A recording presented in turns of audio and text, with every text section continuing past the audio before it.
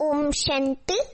28 नवंबर 2021 आज के बाबा के अव्यक्त महावाक्य। रिवाइज कोर्स 1 दिसंबर 79। मुरली का टॉपिक है स्वमान से ही सम्मान की प्राप्ति। स्वमान से ही सम्मान की प्राप्ति। आज बाप दादा चारों ओर के स्वमानधारी बच्चों को देख रहे हैं, अर्थात स्वमान की सीट पर सेट बच्चों को देख रहे हैं। स्वमानधारी बच्चों का ही सारा कल्प सम्मान होता है, अर्थात जो अपने स्वमान में रहते हैं। मैं मास्टर सर्वशक्तिवान आत्मा हूँ, मैं पूर्वज आत्मा हूँ। तो बाबा ने आज कहा कि उनका ही सारा कल्प सम्मान होता है। एक जन्म स्वमानधारी ब्राह्मण जन्म और सारा कल्प सम्मानधारी। हमें सम्मान मिलता है स्वमान में रहने से। अपने राज्य में भी राज्य अधिकारी बनने के कारण प्रजा द्वारा सम्मान प्राप्त होता है और आधा कल्प भक्तों द्वारा सम्मान प्राप्त करते हो। अब अपने लास्ट जन्म में भी, इस ब्राह्मण जन्म में भी भक्तों द्वारा देवात्मा व शक्ति रूप का सम्मान देख रहे हो और सुन रहे हो। बाबा कहते कितना सिक व प्रेम से अभी भी सम्मान दे रहे हैं। हमारे इष्ट रूप को पूजते हैं भक्त लोग और हमें बहुत सम्मान देते हैं। तो बाबा कहते कि अभी भी कितना सिक व प्रेम से सम्मान दे रहे हैं। इतना श्रेष्ठ भाग्य कैसे प्राप्त किया? मुख्य सिर्फ एक बात के त्याग का ये भाग्य है। अब सभी सोच रहे होंगे ना कि कौन सा त्याग। तो बाबा पूछते कौन सा त्याग किया? देहे अभिमान का त्याग किया, क्योंकि देहे अभिमान के त्याग बिना स्वमान में स्थित हो ही नहीं सकते। इस त्याग के रिटर्न में भाग्य विधाता भगवान शिव बाबा ने ये भाग्य का वरदान दिया है। दूसरी बात, स्वयं बाप ने आप बच्चों को स्वमान दिया है। बाबा कई बार कहते ना कि मैंने तुम्हें 3 सीटों पर बैठाया है। एक तो है तुम्हारी स्व की सम्मान की सीट, और दूसरा है दिल तख्त रूपी सीट, और तीसरी सीट है भविष्य राजाई का तख्त। 3 तख्तों पर मैंने तुम्हें बैठाया है, ऐसे बाबा कहते ना। तो बाबा कहते आज भी कि बाप ने बच्चों को स्वमान दिया है।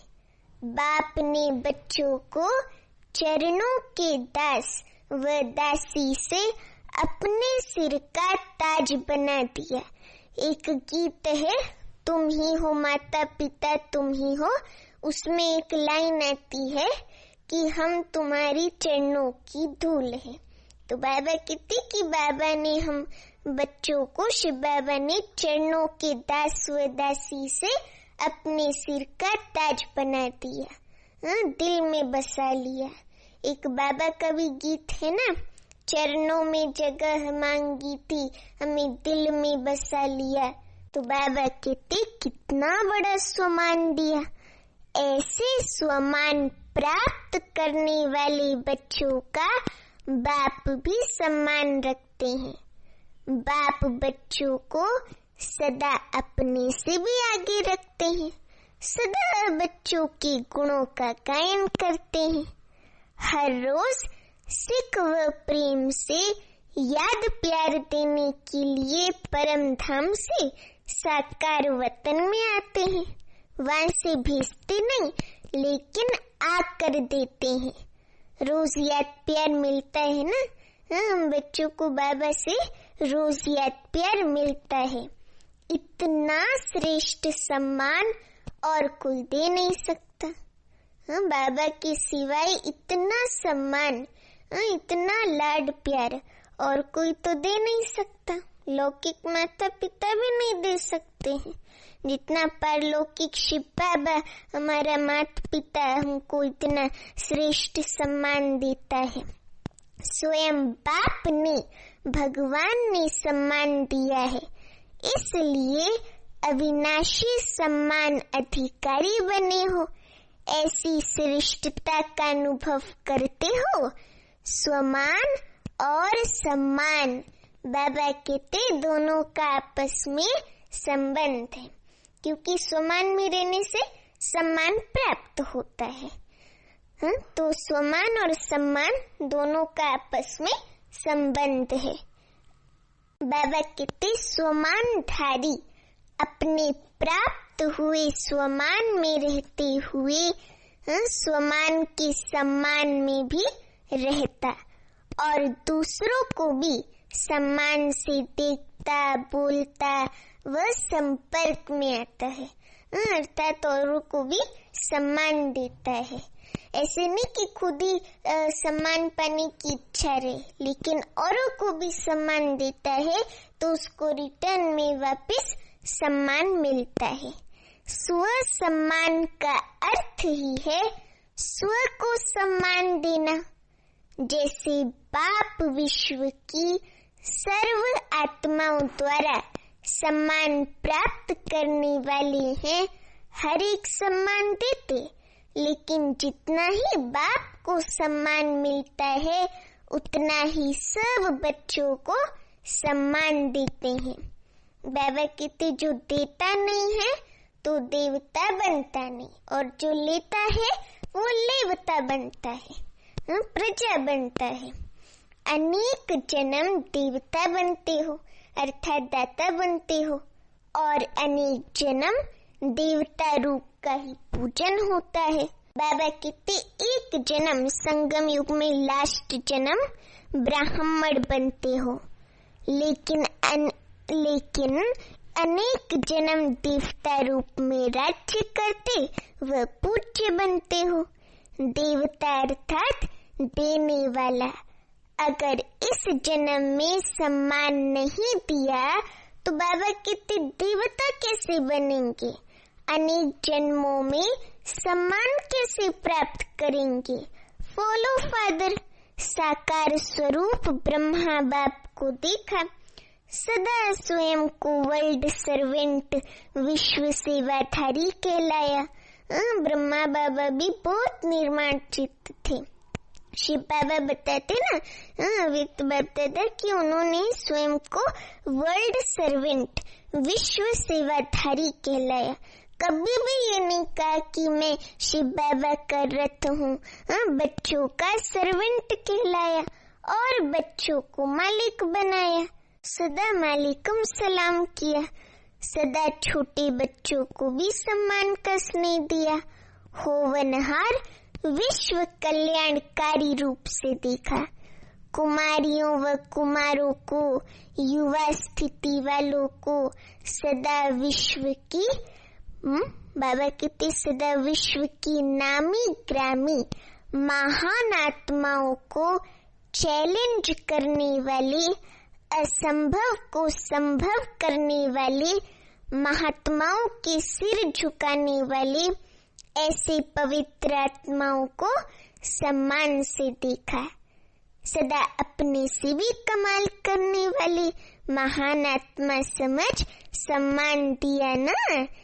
ऐसे ही बुजुर्ग आत्माओं को सदा अनुभवी आत्मा, हम जिन्स आत्मा के सम्मान से देखा। बाबा कहते बांधेलियों को निरंतर याद में नंबर 1 के सम्मान से देखा, इसलिए सम्मान के अधिकारी बने। राज्य सम्मान में भी नंबर 1 विश्व महाराजन, फर्स्ट प्रिंस जो कृष्ण होगा ना वो ब्रह्मा बाबा ही होगा। तो राज्य सम्मान में भी नंबर 1 विश्व महाराजन ब्रह्मा बाबा, और पूज्य रूप में भी बाप की पूजा के बाद पहले पूज्य लक्ष्मी नारायण ही बनते हैं। तो राज्य सम्मान और पूज्य सम्मान दोनों में नंबर 1 हो गए, क्योंकि सर्व को स्वमान सम्मान दिया। ऐसे नहीं समझा कि ऐसे नहीं सोचा सम्मान देवे तो सम्मान दूं। सम्मान देने वाले निंदक को भी अपना मित्र समझा। सिर्फ सम्मान देने वाले को अपना नहीं समझते, लेकिन गाली देने वाले को भी अपना समझते, क्योंकि सारी दुनिया ही अपना परिवार है। देखो आज बाबा ब्रह्मा बाबा के बारे में इतनी सारी बातें बता रहे हैं जिससे कि हमें बाप समान बनने की प्रेरणा आ सकती है, ब्रह्मा बाप समान बनने की। बाबा कहते कि ऐसे नहीं कि सिर्फ सम्मान देने वाले को अपना समझे, नहीं, लेकिन गाली देने वाले को भी अपना समझते, क्योंकि सारी दुनिया ही अपना परिवार है। सर्व आत्माओं का तना आप ब्राह्मण हो।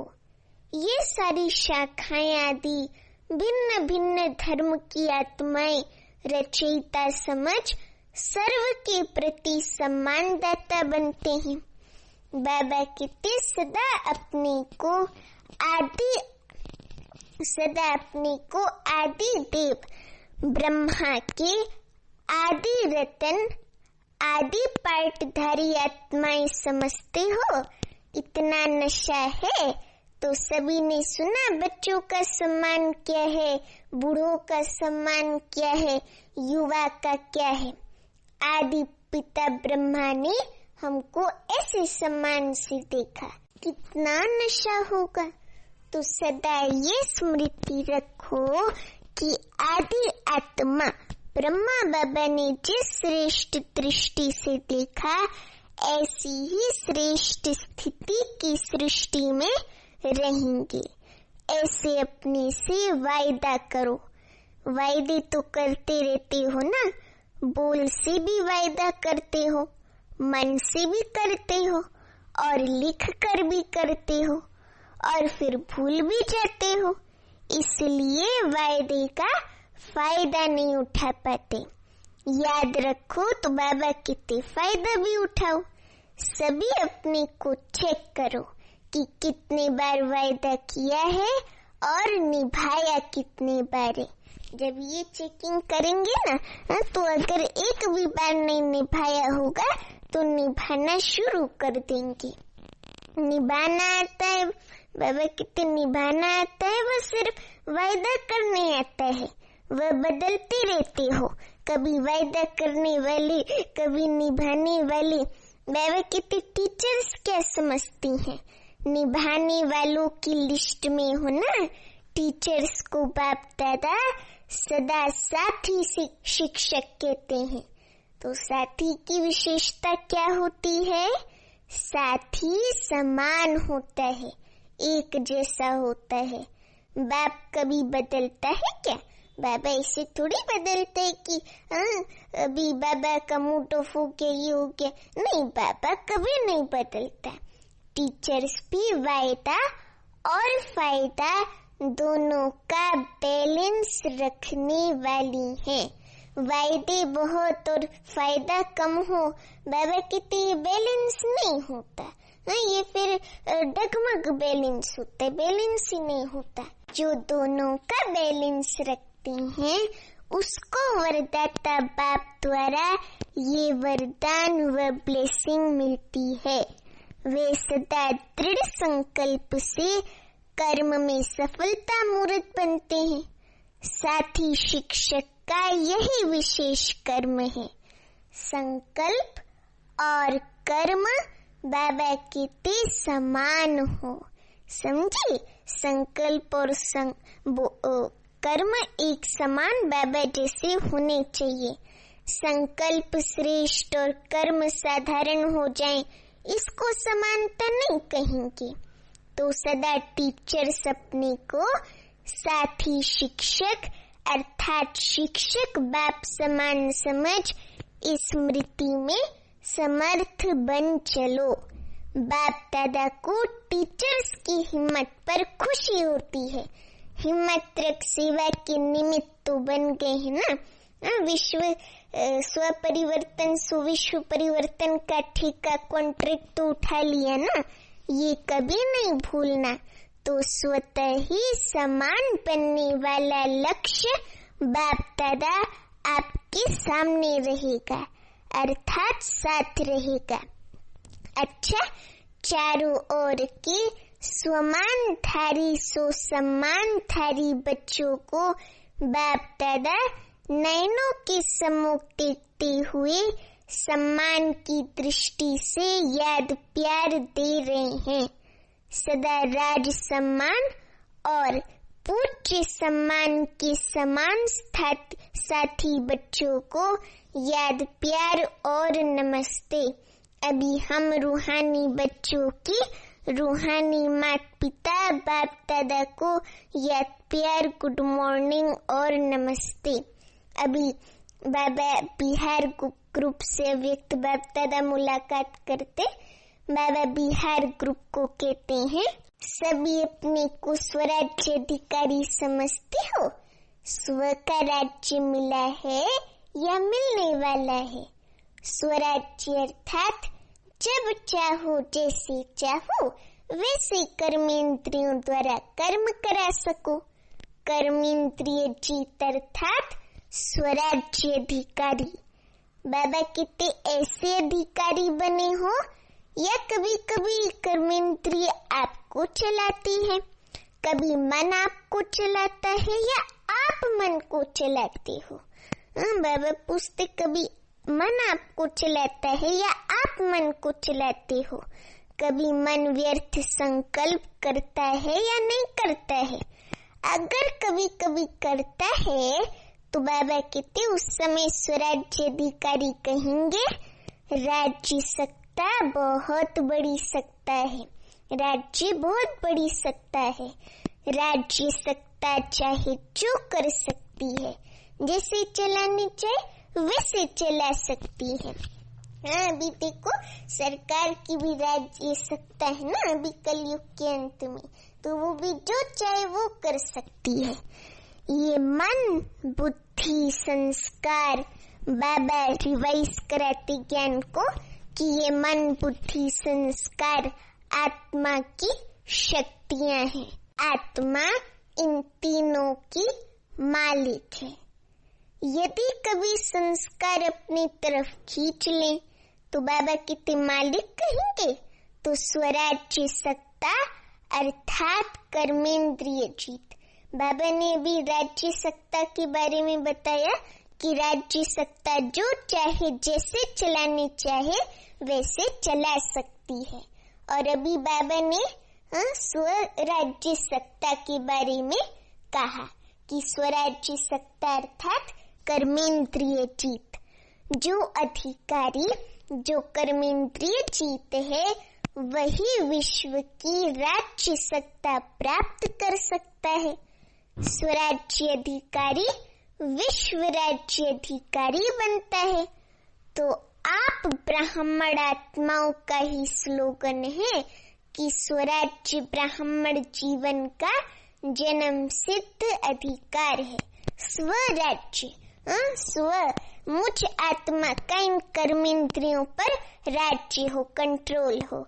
स्वराज्य तो स्वराज्य ही ब्राह्मण जीवन का जन्म सिद्ध अधिकार है, समझे?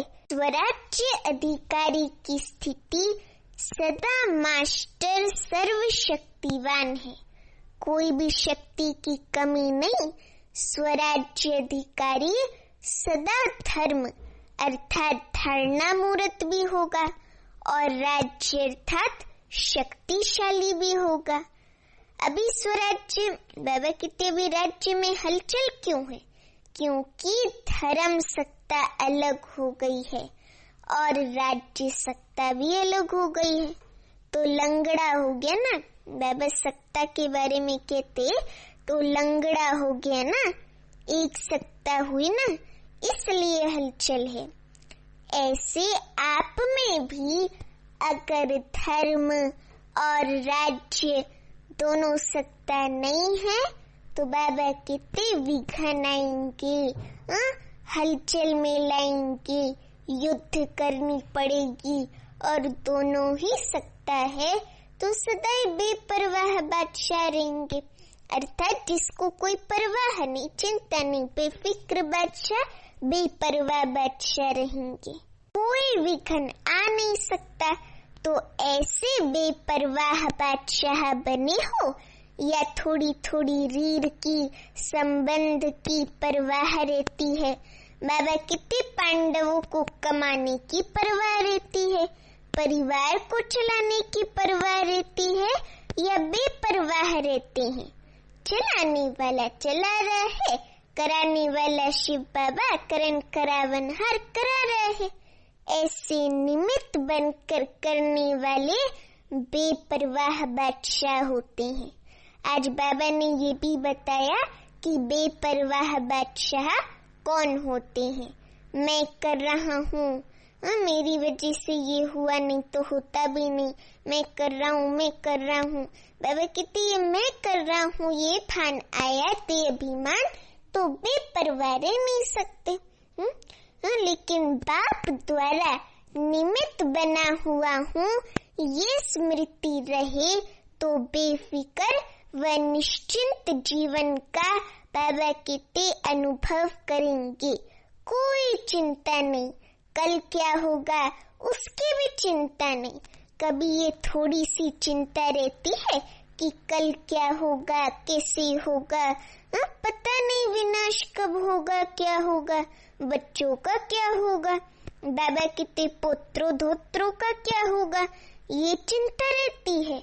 बेपरवाह बादशाह को सदा ही ये निश्चय रहता है कि जो हो रहा है वे अच्छा, और जो होने वाला है वे और भी बहुत अच्छा होगा, क्योंकि कराने वाला अच्छे ते अच्छा है ना शिव बाबा।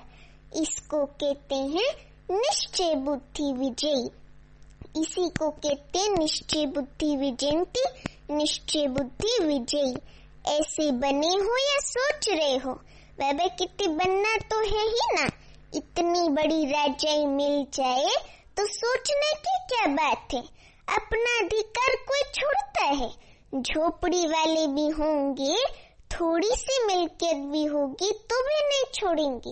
भाई हमारी मिल्कियत है, हमारा वर्षा है, ये तो कितनी बड़ी प्राप्ति है। तो मेरा अधिकार है स्वर्ग की बादशाही का। इस स्मृति से सदा अधिकारी बन उड़ते चलो। यही वरदान याद रखना कि स्वराज्य हमारा जन्म सिद्ध अधिकार है।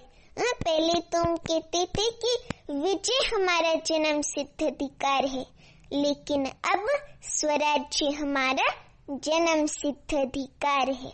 तो इसको हमें याद रखना है।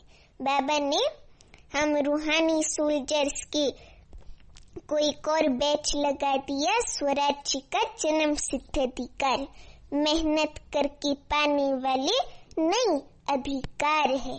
अच्छा, बिहार माना वह कितने सदा बाहर में रहने वाले, पतझड़ में नहीं जाना, कभी आंधी तूफान न आए, बाबा कितने सदा बाहर।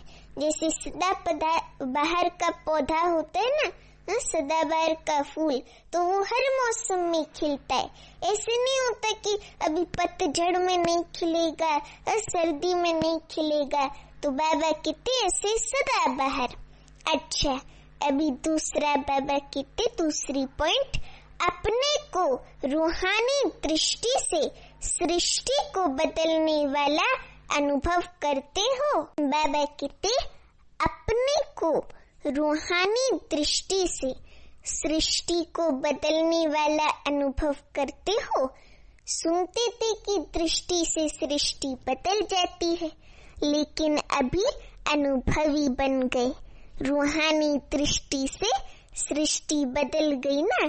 अभी आपके लिए बाप संसार है, शिव बाबा संसार है हमारा, तो सृष्टि बदल गई।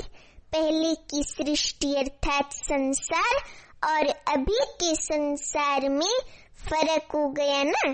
पहले संसार में बुद्धि भटकती थी और अभी बाप ही संसार हो गया, बाबा ही हमारा संसार हो गया, हाँ तो कहीं बुद्धि भटकेगी नहीं।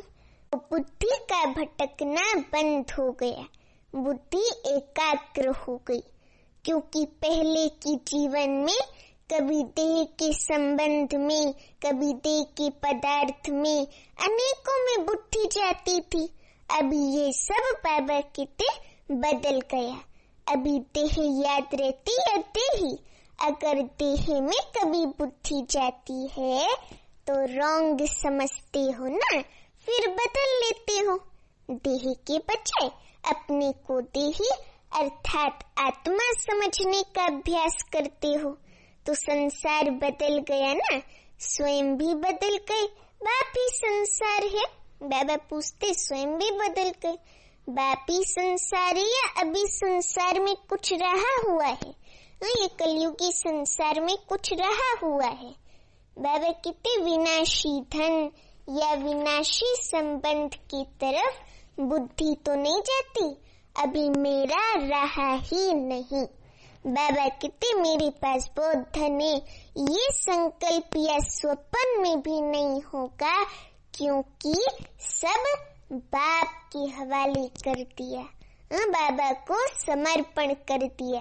कुछ भी मेरा नहीं, मेरे को तेरा कर दिया, तो सब बाबा के हवाले कर दिया। मेरे को तेरा बना लिया ना, या मेरा मेरा ही है और बाप का भी मेरा है, ऐसे तो नहीं समझते। बाबा हमारी चेकिंग कराते कि ऐसे तो नहीं कि सब मेरा है, बाबा का भी मेरा है। बाबा कहते ऐसे तो नहीं समझते, ये विनाशी तन धन पुराना मन मेरा नहीं, बाप को दे दिया। पहला पहला परिवर्तन होने का संकल्प ही ये किया कि सब कुछ तेरा और तेरा कहने से ही फायदा है। इसमें बाप का फायदा नहीं है, आपका फायदा है, क्योंकि मेरा कहने से फंसते हो, तेरा कहने से न्यारे हो जाते हो। मेरा कहने से बाबा कितने बोझ वाले बन जाते हो, बोझीले बन जाते हो, फिर उड़ नहीं पाते। और तेरा कहने से डबल लाइट ट्रस्टी बन जाते हो, ट्रस्टी बन जाते हो, ट्रस्टी। तो क्या अच्छा है? बाबा कहते हल्का बनना अच्छा है या भारी बनना अच्छा है? आजकल के जमाने में शरीर से भी कोई भारी होता है तो अच्छा नहीं लगता। सभी अपने को हल्का करने का प्रयत्न करते हैं, क्योंकि भारी होना माना नुकसान है। स्थूल शरीर का भी वजन बढ़ना नुकसान समझते हैं, एकदम फिट होना चाहते हैं। तो बाबा कहते कि हल्का करने का प्रयत्न करते हैं, क्योंकि भारी होना माना नुकसान है और हल्का होने से फायदा है। ऐसे ही मेरा मेरा कहने से बुद्धि पर बोझ पड़ जाता है, बुद्धि बोझिली हो जाती है। तेरा तेरा शिव बाबा तुम्हारा, तेरा तेरा कहने से बुद्धि हल्की हो जाती है। कोई गीत था या कबीर का कुछ दोहा था, तो उसमें एक लाइन थी कि तेरा तुझको सौंप दे फिर क्या लागे मेरा। तो सब कुछ बाबा को समर्पण करना है, कुछ भी अपना नहीं समझना है। कोई छोटी से छोटी चीज हो और कहीं ये मेरी है, ये तो बड़ी अच्छी है, ये तो बहुत अच्छी है, मेरी चीज है, ये मेरी का जो वस्तु वैभव या व्यक्ति में मोह है ना, बाबा कहते इसी को तेरा में परिवर्तन कर देना है। बाबा ये तन मन धन जन सब तुम्हारा। बाबा कहते कि जब तक हल्के नहीं बने तब तक ऊंची स्थिति तक पहुंच नहीं सकते। उड़ती कला ही आनंद की अनुभूति कराने वाली है। हल्का रहने में ही फरिश्ता जैसा हल्का रहने में ही मजा है। अच्छा, जब बाप मिल गया तो माया उसके आगे क्या है? माया है रुलाने वाली और बाप है वर्षा देने वाला, स्वर्ग की बादशाही का वर्षा देने वाला, प्राप्ति कराने वाला। सारे कल्प में ऐसी प्राप्ति कराने वाला बाप मिल नहीं सकता, स्वर्ग में भी नहीं मिलेगा। तो 1 सेकंड भी भूलना नहीं चाहिए। बाबा कितनी हद की प्राप्ति कराने वाला भी नहीं भूलता है, तो बेहद की प्राप्ति, स्वर्ग के मालिक बनाने वाला बाबा, उसका ये वर्षा, ये प्राप्ति कराने वाला बाबा कैसे भूल सकता। तो सदा यही याद रखना कि ट्रस्टी है, निमित्त है, कठपुतली है, कभी भी अपने ऊपर बोझ नहीं रखना। इससे सदा हंसते गाते उड़ते रहेंगे, कभी चिंता टेंशन कुछ नहीं होगा, तनाव मुक्त रहेंगे, अटेंशन रहेगा कि माया का वार ना हो, माया से बचे रहेंगे बाबा की छत्र छाया में, और बाबा की श्रीमत पर अटेंशन नहीं रहेगा, न कि टेंशन। बाबा के जीवन में और क्या चाहिए, हंसना गाना और उड़ना। जब प्राप्ति होगी तब तो हंसेंगे ना, नहीं तो रोएंगे। तो ये वरदान स्मृति में रखना कि हम हंसने गाने और उड़ने वाले हैं, सदा ही बाप के संसार में रहने वाले हैं, और कुछ है ही नहीं जहाँ बुद्धि जाए। स्वप्न में भी रोना नहीं, माया रुलाए अर्थात माया का वार हो तो भी नहीं रोना, मन का भी रोना होता है। बाबा कितनी सिर्फ आंखों का रोना ही नहीं होता, तो माया रुलाती है, बाप हंसाते हैं। सदा बिहार माना खुश रहने वाली, सदा बाहर खुश रहने वाला, खुश रहने वाली खुशबूहार, खुशबहार।